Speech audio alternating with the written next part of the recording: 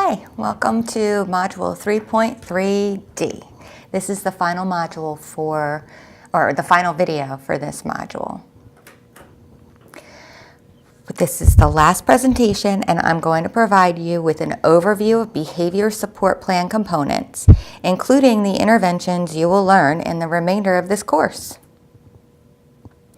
We will explore designing a behavior support plan, now called a BSP. At the end of the previous video, you should have been able to construct a competing behavior pathways diagram that allowed you to select and define an appropriate replacement behavior. We will use the design components of a BSP to address each component of your functional hypothesis and to support or teach the new replacement behavior. This includes developing a plan to implement the behavior support plan. Implementing the BSP means providing all of the components of the BSP with fidelity for at least 4 weeks, up to 8 weeks, and while collecting data on student performance. An important component of the BSP is that we monitor and adjust it as needed. We modify the BSP based on the results of our evaluations of the fidelity and effectiveness of the plan. Keep in mind that in school settings, the functional behavior assessment and behavior intervention plan development are formally conducted by a student support team or an IEP team. This does not preclude you from taking an approach of implementing functional behavior change plans informally, but usually the team includes teachers, guidance counselor, administrator, parent, and sometimes a student. As part of the plan development, the team will meet and determine changes that need to be made in the school environment in order to support the student. The team will assign responsibility to staff for implementing each aspect of the intervention, and they'll determine the data to be collected for the purpose of assessing the effectiveness of the interventions. They'll definitely set a date to review the program. You have to ask yourself a few questions to help you identify the intervention strategies you want to use. How can you arrange the environment to prevent a problem behavior? What skills can you teach to move toward the desired behavior? How will you reward the alternative behavior? And how can you exaggerate the payoff for approximations of the desired behavior? How can you minimize the payoff for the problem behavior? To implement the behavior plan, you also need to ask yourself, what skills need to be developed? You have to have the reasons to change a behavior. You detail the components of the new behavior, make sure it's highly operationalized and observable. You teach the new skill and you role play the new skill and you practice the new skill. In this course, you will learn many strategies to develop behavioral skills. These include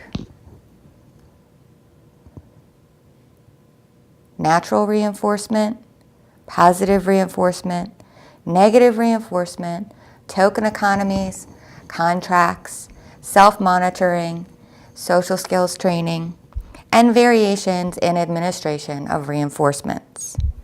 This video shows you an example of a teacher implementing several of these at once.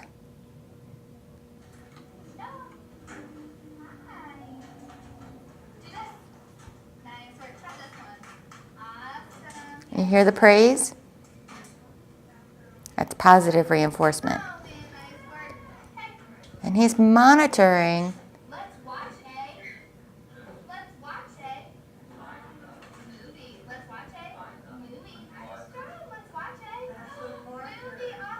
See, he's communicating movie. There's the token as the X on the paper. He's getting activity reinforcement by the sensory squeezes. And then at the end of his trial, where he's got all of those self-monitoring tokens, he earned the tangible reward of an edible.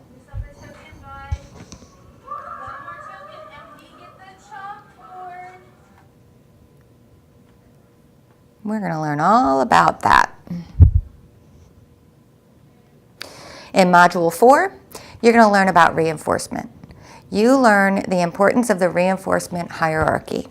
For example, the value of using the most natural reinforcements before considering less natural reinforcers. So the hierarchy starts with social reinforcement. It's like praise. Activity reinforcement, that was that high fives or, extra recess.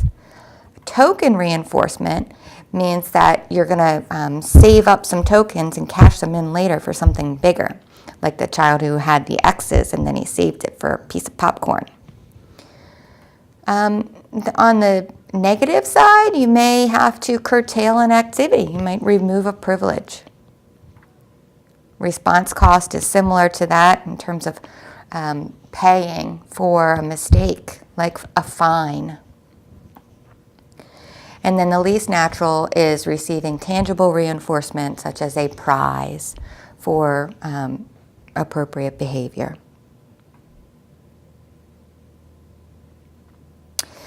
During Module 5, you will learn about group contingencies, token economies, and contingency contracts. This short video gives you an example of a systematic implementation of group contingencies. Today, your teacher is going to use 3 jars to monitor your behavior and reward everyone in class. The first jar is labeled behaviors and contains several slips of paper, each with a behavior written on it. For example, one slip could say homework 90%. That means if your homework is completed with over 90% accuracy, the entire class gets a reward. Another slip might say raise hand 100%. That means if you raise your hand 100% of the time, your class gets a reward. Your teacher will go over all the behaviors with you before putting them into the jar. The second jar is labeled who. In this jar are several slips of paper. One piece says whole class. Another says table 1, 2, or 3. And there's even a piece of paper with every student's name written on it. The last jar is labeled rewards.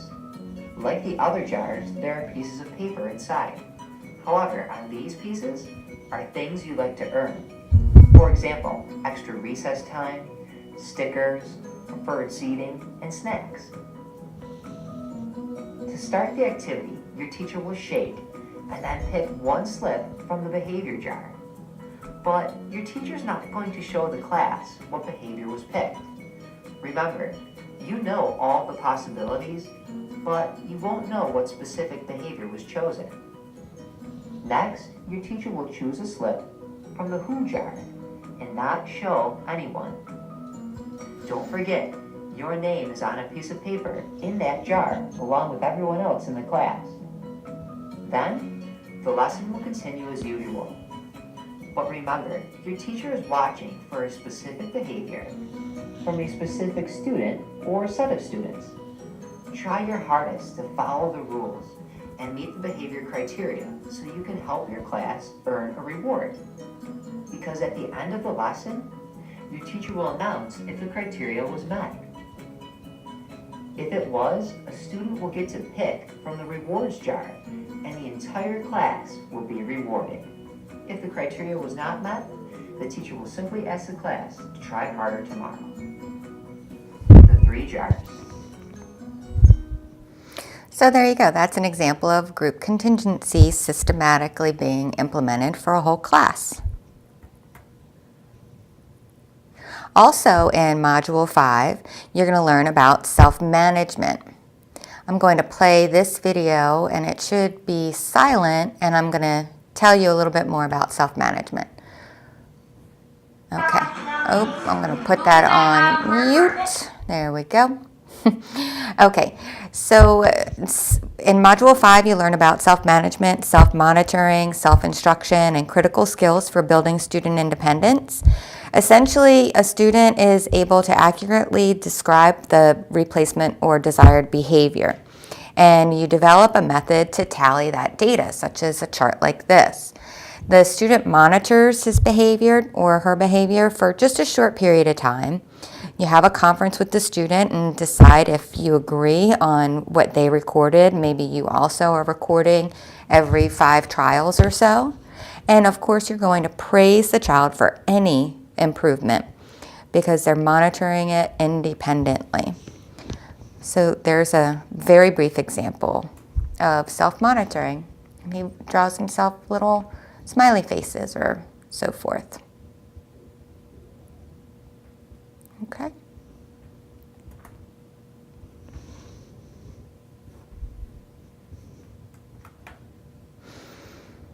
During Module 6, you'll learn specific procedures for controlling stimuli in order to shape behaviors. Most children require explicit, direct instruction to learn behaviors that are not in their current repertoire. So if they display a performance deficit, they'll still require prompting procedures to shape their behaviors. So you're going to learn specific prompting procedures, how to model using different modeling techniques, including physical guidance. And you'll learn how to fade the use of prompts.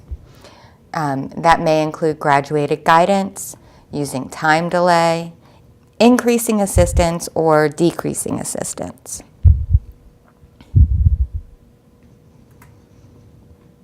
During Module 7, you'll learn how to teach social skills lessons and other evidence-based practices. Here's an example of something you might do with your students to teach social skills.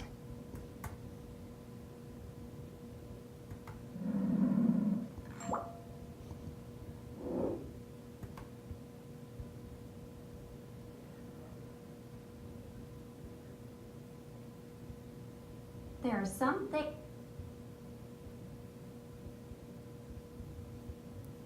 I'm sorry. Things that we shouldn't say out loud. We all have thoughts about other people. These may be good thoughts or not so good. If we have thoughts about other people that aren't so good, we should keep them in our head. If we say all of our thoughts out loud, it can hurt people's feelings. When we have thoughts about other people, we need to stop and think. Should I think it or should I say it? Your birthday this weekend was awesome. Oh, I'm sorry I couldn't make it, but I got you a gift. Ugh, I don't even like this color.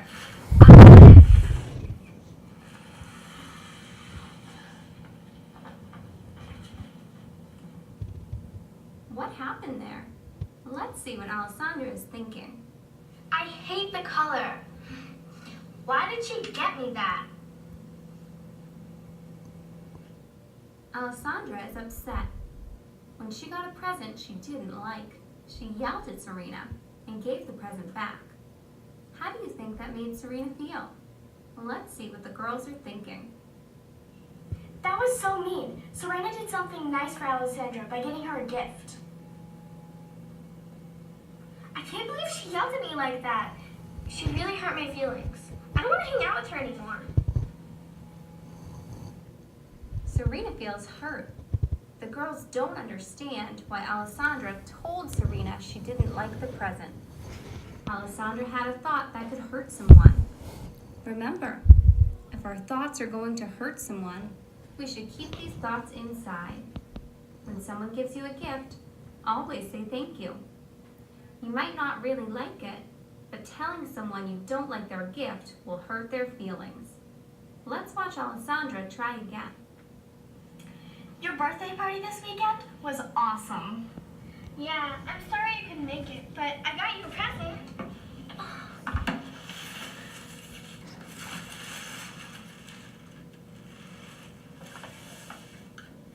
I don't really like this shirt. Should I think it or say it? This will hurt Serena's feelings. I'll keep this thought inside. Thanks, Serena. I really appreciate it. Hope you can come next time. You're welcome. That time, Alessandra kept her thoughts inside. If you're having thoughts that might hurt someone's feelings, It's important to stop and think. Should I think it or should I say it? Okay, so that was actually a good example of a social skills lesson and evidence-based practices for several reasons, and you'll learn all about those during our upcoming modules. Let me know if you have any questions in advance. All right, so throughout your implementation of behavior support plans, you collect data to determine the frequency or duration of the target replacement behaviors in order to evaluate the efficacy and fidelity of the intervention. These are some forms you might use. They are introduced to you earlier in this module during data recording. And you just need to remember that data collection is not only a part of the functional behavior assessment or FBA process. Data recording must be continued throughout the behavior support plan. Remember that after 4, 6, or 8 weeks, the behavior plan must be evaluated. The team reconvenes to track progress and determine a plan for fading prompts, helping to generalize skills, or determining a procedure to know if the student is maintaining replacement or desired behaviors across settings. A BSP evaluation must also occur if a child is removed from the learning environment for 10 days, cumulatively or all at once through a suspension, or more than 10 days. I prefer to review a behavior support plan after any crisis. Obviously, if no change in behavior is occurring after fidelity is evaluated at a high level, you will revise the plan as well. Now you know what to expect during the remaining modules of this course. You spent these first 3 modules learning how to assess behavioral issues and prepare for the systematic implementation of a behavior support plan. Please take a break before you finish this module and let me know if you have any lingering questions about the FBA to BSP process. Thank you.